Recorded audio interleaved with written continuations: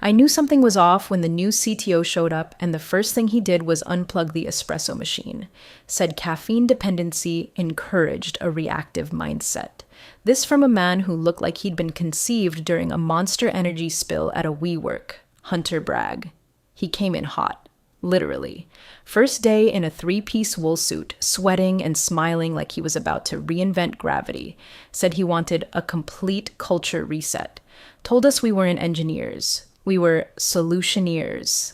I nearly choked on my protein bar. Before Bragg, I worked in peace. 6 years at Finchmore Logistics, mostly tucked away in systems architecture. Doing what I do best. Making sure our routing AI didn't implode when holiday orders tripled. I didn't go to happy hours. I didn't chime in on Slack memes. I didn't care who was climbing which ladder. I had Root Muse, a side project I'd been crafting since the back half of 2019.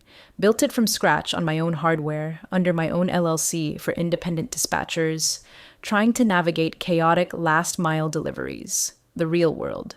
No dashboards, no bloat, no VC buzzwords, just functional code solving a concrete problem. It wasn't some half-baked weekend toy either. Root Muse was sharp, lean, adaptive. I'd tested it in small markets across the Midwest under a ghost brand and gotten real-world feedback. Tweaked it, refined it. It was mine. And more importantly, it was completely detached from Finchmore's infrastructure. No overlap, no IP gray zones, not even a shared timestamp. I was careful like that, because in this industry, good enough always ends up on someone else's keynote slide. But then Bragg started sniffing around. First it was the NDA renewals, then it was a casual Slack poll asking how many of us had side hustles. 2 days later, legal slid new contracts under our doors. Most people clicked and signed. I didn't, not after I read page 7. A clause that essentially claimed, any code you write while breathing under our employment, ours. No mention of context, no boundary for personal time, just a blanket land grab. I flagged it with HR. They looked exhausted already. Told me my original contract technically remained valid, but I should strongly consider signing for consistency's sake. I smiled. Didn't sign. Let them keep their consistency. I'd keep my ownership. You're probably thinking, why didn't you say something louder? Because that's not how theft in tech works. It's never a burglary. It's a smile, a vague credit, a repackaged pitch deck. I've seen ideas get vacuumed into the corporate void before. I knew what to watch for. And sure enough, a week later, Finchmore proudly announced we were developing a proprietary predictive routing module internally architected to disrupt logistics planning. I read the internal memo 3 times. My hands went cold. The language wasn't just familiar, it was surgical. They'd lifted entire functional phrases straight from Route Muse's demo site. Not the code itself, but the logic, the promise, the pain points. Someone had been watching. I didn't say a word. I went home, poured a whiskey, and checked every single commit log on my local repo. Then I filed a backup. 2, actually. 1 physical, 1 cloud-based, both time-stamped and notarized under my holding company, Muse Chain LLC. And that's when the chill in my spine settled into something colder. Resolve. By the way, if you've made it this far and you're not subscribed, now's your chance. Seriously, 97% of people listen without hitting that button, and it means the world to the team when you do. Drop a like if you've ever had something stolen and kept your mouth shut while you plotted smarter. It helps more than you think. Because that's the thing about code, about ideas. You don't always have to scream to be heard. Sometimes you just wait for the right room and the right piece of paper to do the talking. It didn't even come through a meeting, just an all-hands email titled, Compliance Update Streamlined Employment Agreements. I clicked it during lunch, still chewing a tuna wrap, not expecting to find a corporate middle finger tucked inside a PDF. Page 7, halfway down, right below a bullet about PTO rollover. All work products, code, and intellectual property created during the term of employment, including off-site or after-hours development, are hereby considered property of Finchmore Logistics. Period. No exceptions, no nuance, no respect. They tried to dress it up like it was just a formality. Standard language to keep pace with growth. But I've worked long enough in this business to know that legalese like that doesn't sneak in by accident. That clause was designed to vacuum up side projects. It was Bragg's move, no doubt. He didn't care what was fair. He cared about leverage. And this was a big net for small fish. I could already hear him justifying it. If you're loyal, you've got nothing to hide. Plenty of engineers grumbled. One even posted a gif of Gollum clutching a laptop, captioned, "My precious side hustle." But the jokes dried up fast. Most people clicked agree just to keep their heads down. This wasn't the economy to get idealistic in. I get it. But I wasn't signing over 3 years of sweat just because a man in a too tight blazer wanted to pad his IP portfolio. So I asked HR for a meeting. Just me, some junior compliance rep, and a woman from legal who looked like she'd rather be anywhere else. I pointed to the clause and asked one question. Does this override my existing contract? Dead silence. Then the legal rep cleared her throat and said, "Technically, no. Your current agreement predates this revision, but we strongly encourage all employees to standardize going forward, for cohesion." I smiled, thanked them, walked out and printed a hard copy of that email thread. The next day, an announcement pinged company-wide. We're proud to unveil our internally developed routing intelligence suite, RidgePath, built in-house to optimize last-mile performance and revolutionize our logistics framework. My stomach dropped so hard I thought I was going to be sick. The verbiage, it was mine, not metaphorically, literally. They'd lifted it straight from a grant proposal I drafted for Root Muse 2 years ago. Phrases like dynamic reprioritization and cohesive dispatch signal balancing don't just fall out of the sky. I invented that language. I knew every line, every tweak, every sleepless 3 a.m. debugging session when the pathfinding loop broke under load. And now it was showing up in Finchmore's internally developed solution. I didn't speak. I didn't email. I sure as hell didn't storm into Bragg's office demanding answers. That's not how you play a long game. Instead, I opened my home terminal, did a full backup of every RouteMuse repo, every branch, every commit. I documented file hashes, IP logs, access timestamps. I updated the ownership with the Library of Congress registration portal. I even filed a minor update to the LLC operating agreement for MuseChain, just in case. What they didn't know, what Bragg couldn't have known, was that I'd been licensing RouteMuse under commercial terms to 2 regional freight contractors for over a year. I had executed contracts, receipts, emails, deposits, all of it dated long before this little IP coup began. I pulled all the evidence into a master folder, encrypted it twice, and labeled it breakglass.zip. Because I wasn't just suspicious anymore. I was sure. And they had no idea they were sitting on a bomb. They dimmed the lights like it was a damn Apple keynote.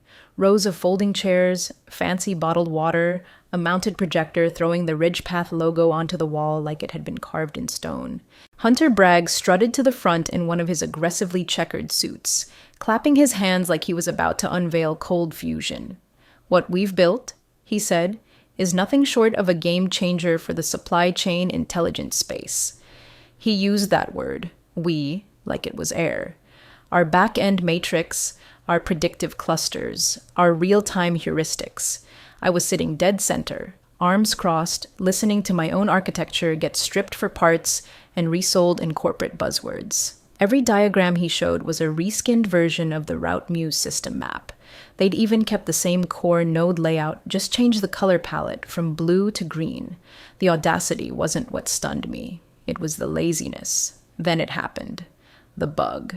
During a live simulation, one designed to impress the investors with RidgePath's supposed adaptive intelligence, the tool rerouted a delivery truck through an impassable corridor in downtown Indianapolis, the same alleyway that had triggered a recursive loop in RouteMuse's earliest version. I'd fixed that bug in less than 24 hours back in the day, patched it out completely by V2.1, but RidgePath choked.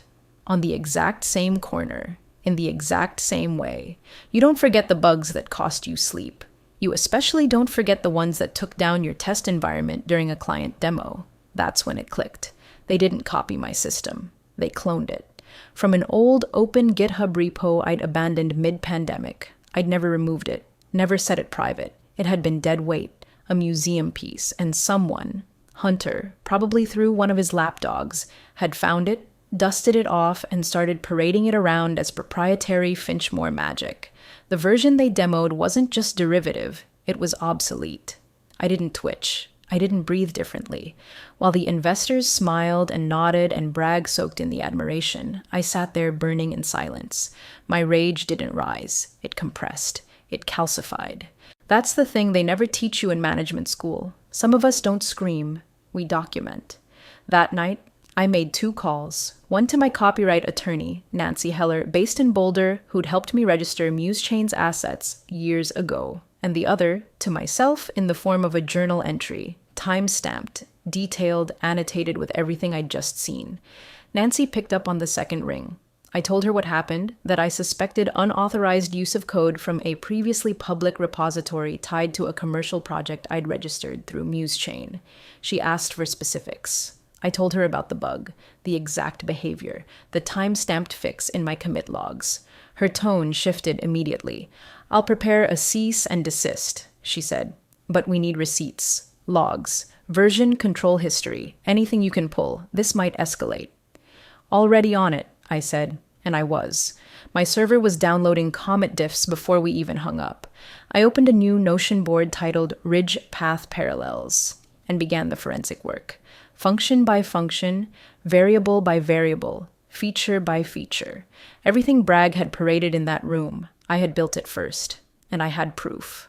Real, verifiable, registered proof. They didn't steal an idea. They hijacked a history. My history. And I was going to bury them with it. I stopped sleeping like a normal person. Every night was the same loop. Come home, microwave something, crack a LaCroix, and open my laptop. Not to build. No, that was done. This wasn't creation. This was war prep. Digital trench work. And I wasn't about to miss a single detail that could cost me later. First came the commit logs. I pulled every version of Root Muse, from its earliest spaghetti code prototype to the sleek, production-ready build I'd licensed out last quarter. Git preserved everything. Dates, diffs, hashes, fingerprints, even the boneheaded stuff I'd written at 2 a.m. 3 years ago. I bundled it into a local repo archive, time-stamped it, and pushed copies to 2 off-site backups. One physical, one encrypted in cold storage. Then came the server logs.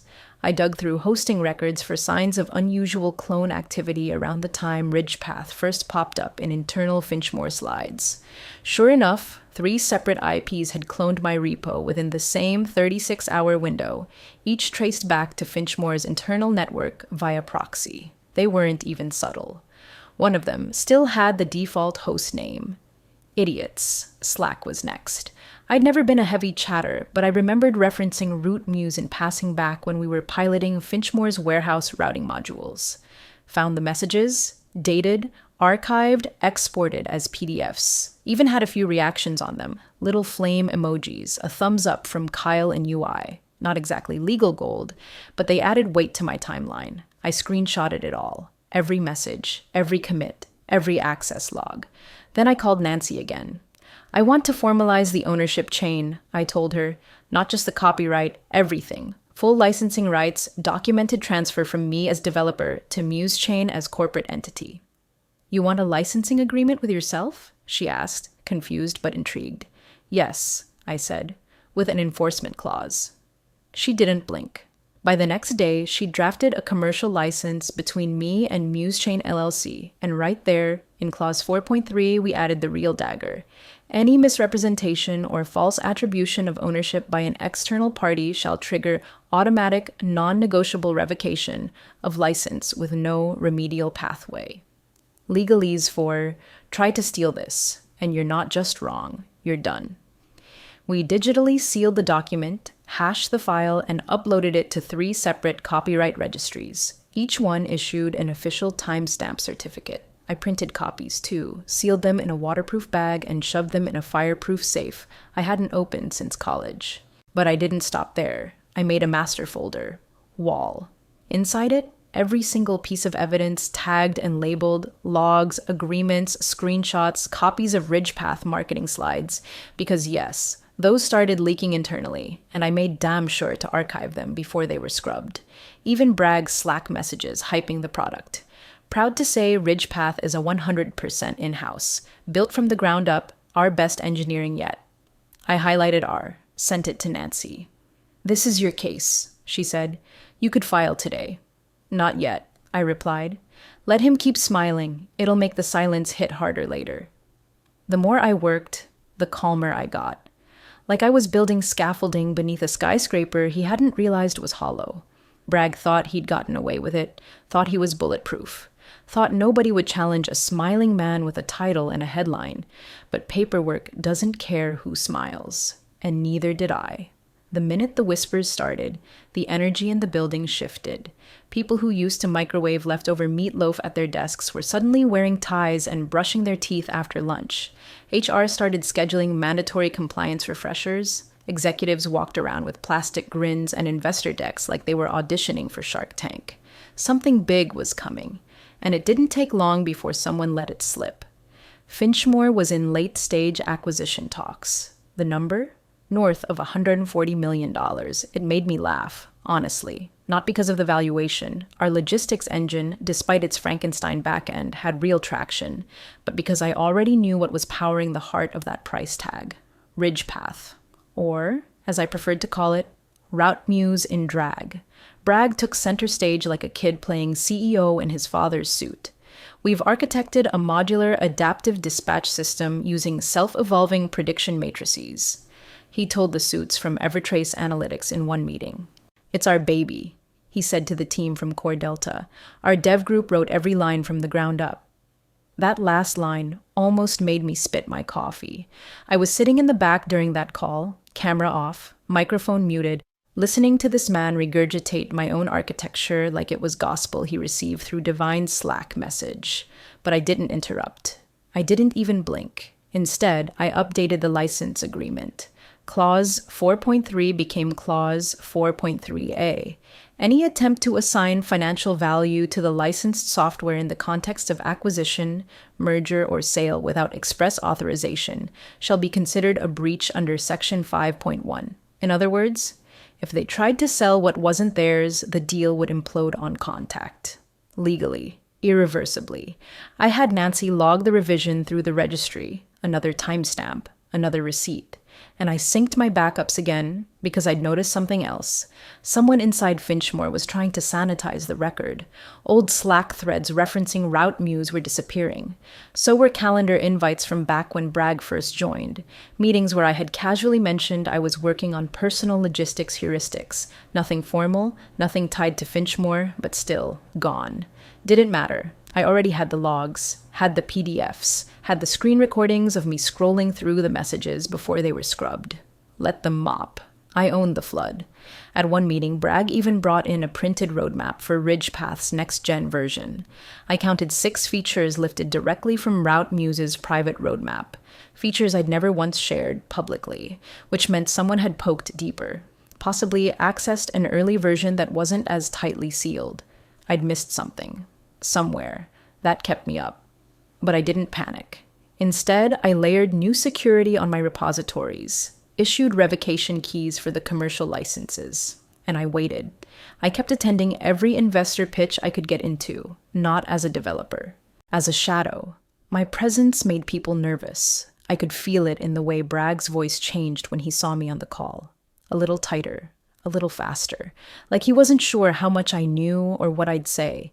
He had no idea I'd already said it, just not to him. Every click on a revised document, every packet sent to the registry, every notarized clause, I was marking time, letting it stack up like dry brush under his feet.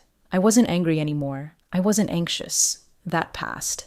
What I felt now was closer to detachment. Like watching a fuse burn down a hallway you're no longer standing in, and I knew exactly where the blast would land. I was eating cold pad thai when the message came through. LinkedIn ping, middle of a Tuesday, subject line, quick IP clarification. From Fiona Hart. No mutuals, no shared connections, just a generic profile picture and a quiet title. Legal analyst, corporate strategy, Core Delta. One of the bidders. Not the flashier one, but the smarter one. The type that doesn't ask questions unless they already suspect the answers. She kept it short. Just one line.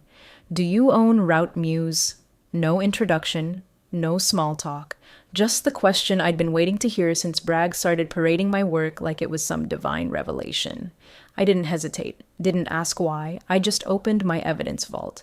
Within 10 minutes, I sent her a zip file labeled Route Muse Ojak Ownership Chain Final. Inside were notarized licenses, Git commit logs with SHA fingerprints, 3 separate copyright registry confirmations, screen-capped Slack threads, archive hashes, even the addendum to Clause 43A, digitally signed and logged through the timestamp authority. No narrative, no commentary, just receipts stacked to the ceiling. 20 minutes later, she replied, "Thank you. This clarifies a lot." That was it. No emoji, no confirmation, just legal calm. And if you've ever dealt with acquisition attorneys, you know what that tone means. Someone's about to get gut punched in a room full of suits. The next morning, Bragg posted in the Finchmore All channel like he was announcing the Super Bowl lineup. "Get ready to pop champagne, people. Deal closes in 48 hours. Buckle up for the next chapter." He included a stupid gif of a fireworks explosion, like that made it real, like he could manifest a clean exit with glitter and optimism. I stared at that message for a full minute, didn't reply, didn't react. Just closed Slack, shut my laptop, and walked to the kitchen. I poured a cup of coffee and sat on the floor cross-legged like I used to do during a finals week. Heart quiet, mind still. Because the work was done, the gun was loaded, the safety was off. Bragg thought he was days away from a golden handshake and a press release. He didn't know that the people on the other side of the table were already holding a document with his fingerprints on someone else's engine. He didn't know that the valuation he'd inflated with stolen code was hanging by a single clause, my clause, and that the moment they read it aloud, everything he'd built on top of my work would collapse. I didn't feel triumphant. Not yet. But there was something else, something deeper, a quiet anticipation, like watching storm clouds mass behind glass. Because sometimes justice doesn't roar, it waits, in stillness, and then it strikes. You could tell the room had already decided it was going to be a celebration. There were pastries on the table, bottled juices arranged by color gradient. Even the CEO, always buttoned up like a mortician, was cracking jokes and patting backs like he was about to become someone else's very rich problem. Hunter Bragg stood at the front of the conference room like a man unveiling fire to cavemen. He had the projector clicker in one hand, a rehearsed smirk in the other. Every word he spoke had the cadence of a man who thought he'd already won. "This," he beamed, gesturing to the slide on screen, "is Ridgepath 2.0. Fully integrated, predictive, and adaptive, built in-house by our incredible team, my team." I sat 2 chairs down from the buyer's lead counsel, Fiona Hart. She didn't look up once during Bragg's talk. Just flipped slowly through a slim leather folder, lips twitching like she already knew how this ended. And at the exact midpoint of the presentation, she moved. No theatrics, no preamble, just a clean, practiced motion, reaching into her folder, removing a single sheet of paper, and sliding it across the table toward Finchmore's CEO. "Clause 4.3, she said, eyes still on the folder. "Would you mind reading it aloud for the room?" The CEO blinked, took the paper like it had been laced with poison, read the first few lines under his breath before clearing his throat and reciting it, voice thin, words brittle. "Any misrepresentation or false attribution of ownership by an external party shall trigger automatic, non-negotiable revocation of license with no remedial pathway." Silence. The CEO looked up at Bragg, then back to Fiona. Where is this from?" She didn't even raise her voice. "Muse Chain LLC. It owns the rights to the software marketed as Ridgepath. The license is active and now violated." Bragg's eyes widened, just for a moment. "That's not possible," he said too quickly. "That tool was developed entirely in-house. Our logs—" Fiona raised a hand. "Your logs are irrelevant. We've seen the original repo. We've seen the registered timestamps. We've reviewed the contract between MuseChain and the software author. Your presentation contains functional clones of a protected system. Our legal position is clear. This is IP infringement. Our bid is frozen until it's resolved." You could actually hear the HVAC hum at that point. That's how still the room got. Bragg opened his mouth again, probably to say something stupid, but the CEO turned to him, face pale and unreadable. "Hunter," he said, voice quiet. "Is any of this true?" No, it's a misunderstanding. Someone's lying." I didn't say a word, didn't blink, just watched. My job was done months ago. The CEO didn't respond. He just lowered his eyes to the contract again. And that was it. You could feel the valuation bleeding out of the air like a slow puncture in a sealed room. What had been an easy $142 million handshake had just transformed into a legal autopsy. I leaned back slightly in my chair, not smiling, not gloating, just letting the silence settle into the corners. Because this wasn't about revenge anymore, it was about truth. And sometimes, truth arrives as a single sheet of paper, the kind that can stop a deal mid-sentence, the kind that burns quietly but leaves nothing standing. The office was different after that, quieter. You could feel the air shift, like the moment after a thunderclap, when the adrenaline's gone but your ears are still ringing. No one made eye contact in the halls. Slack channels that used to hum with useless banter went dead overnight. Every screen looked like it was trying not to exist. The board called an emergency session that Friday. Closed doors, tight lips. Bragg didn't show up to it. Word was he'd been walked out that morning. HR and a member of legal flanking him like silent pallbearers. His laptop was collected. His badge disabled. The company-wide email landed an hour later. Effective immediately, Hunter Bragg has been terminated for cause following an internal review of our intellectual property usage and compliance policies. No flowers. No, we wish him the best. Just for cause, corporate euthanasia. I didn't celebrate. There was nothing to toast. Bragg was just a symptom. The disease was in the culture. The quiet entitlement, the assumption that anything created under their fluorescent lights must belong to them, whether they touched it or not. What came next wasn't a phone call. It was a courier envelope, hand-delivered to my apartment on a rainy Tuesday. Core Delta's letterhead, my name typed clean across the front. Inside, a formal offer to license RouteMuse under their brand, with one non-negotiable clause. Me. They wanted me as the systems consulting architect to oversee integration and performance monitoring through the first 2 fiscal cycles. 2 years, $220,000 per. No relocation, no exclusivity, just my brain, on tap when they needed it. There was also a handwritten note from Fiona Hart clipped to the front. Let's build it right this time, with the right name on it. I signed the contract that same evening. Finchmore, meanwhile, got nothing. The acquisition was quietly pulled from their books. No buyout, no merger. Their valuation cratered overnight. Whatever interest remained after the scandal evaporated once the IP mess hit industry forums. No one wanted to touch a company that couldn't verify the origin of its core product. People started quitting, some out of fear, some out of guilt, some just to get ahead of the eventual collapse. I didn't reply to the handful of emails I got from the former coworkers. Not the ones asking if I'd had something to do with it. Not the ones apologizing for signing that clause.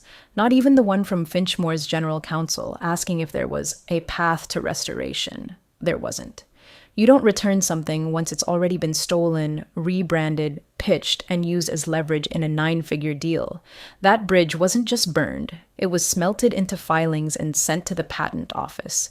I didn't feel joy or triumph, just the strange quiet of knowing it was over. Bragg was gone, Finchmore was bleeding, and RouteMuse finally had a home, with my name right where it belonged. The champagne still popped, just not as loud. There were no press releases, no LinkedIn victory laps, just a quiet deal close at a number that made the lawyers wince and the board whisper. $91 million, that's where it landed. Not the thunderous 182 emitters they had paraded just weeks earlier, but enough to call it salvage.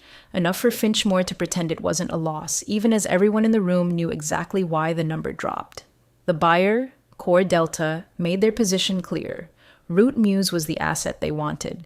Finchmore was just the bloated middleman that happened to have it, for a moment. The licensing agreement was clean. Muse Chain retained ownership, full attribution required. The check? Low 7 figures paid upfront. I saw the transfer confirmation on a Thursday. My balance updated. I didn't celebrate. I just stared at the screen for a long while, then quietly closed the tab like I was putting a memory to bed. They held a small closing event a week later at a hotel conference suite near the airport. I showed up, mostly out of obligation. Fiona met me at the door, handed me a badge that said External Strategic Consultant, and a glass of something too expensive for the plastic cup it came in. She didn't say much, just smiled and nodded toward the small circle of execs pretending to network. The new CTO, a soft-spoken guy named Arman, raised his glass about halfway through the night. To knowing, he said, who actually builds the engine under the hood. Some people laughed. Some clapped. I didn't. I declined the offer they floated later that evening. A full-time position, equity, a team. I wasn't interested. The silence I'd earned was louder than any title they could hand me. A month later, I closed on a house in Vermont. Not big, not flashy, just enough. 3 acres, most of it trees, a front porch with no neighbors in sight. I moved in without telling anyone, not even the handful of ex-colleagues I still trusted. Changed my number. Canceled my Slack account. Let the email autoresponses do the talking. On my last night in the city, I opened my old laptop. Pulled up the RouteMuse repo for one final look. Scrolled through the commits like flipping through a photo album. Every late-night tweak, every logged bug. Every moment I'd poured into something real while the world scrolled past me. Then I highlighted the whole directory, hit delete, confirmed, and sat back. They tried to own the code. Instead, it bought my silence and a forest view.